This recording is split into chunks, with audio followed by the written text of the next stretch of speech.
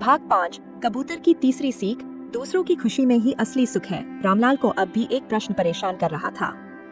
उसने धीरे से कहा, फिर भी मुझे लगता है कि जीवन में कोई न कोई दुख आता ही रहता है। एक समस्या हल होती है तो दूसरी सामने आ जाती है।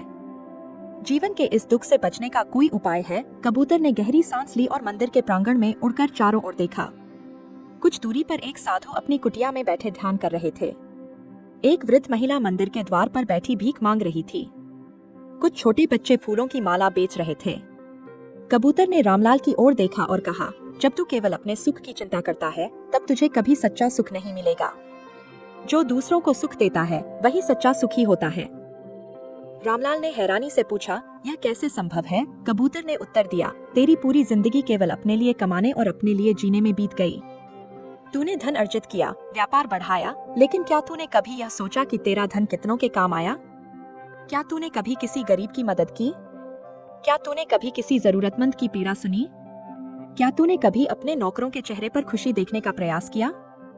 रामलाल यह सुनकर स्तब्ध रह गया। उसे याद आया कि उसने हमेशा अपने नौकरों को कड़ी मेहनत करने के लिए कहा, लेकिन कभी यह नहीं देखा कि वे खुश हैं या नहीं। उसने कभी किसी गरीब को भोजन नहीं कराया, कभी किसी जरूरतमंद की सहायता नहीं की। उसके पास अपार संपत्ति थी, लेकिन उसने कभी उसका उपयोग दूसरों की भलाई के लिए नहीं किया। कबूतर ने आगे कहा, जब तू दूसरों की सहायता करेगा तब तू असली सुख को अनुभव करेगा। जब तू किसी भूखे को भोजन देगा, किसी दुखी को सांत्वना देगा, किसी गरीब की मदद करेगा, तब तेरे हृदय में एक नई शांति आएगी जो किसी धन दौलत से नहीं मिल सकती।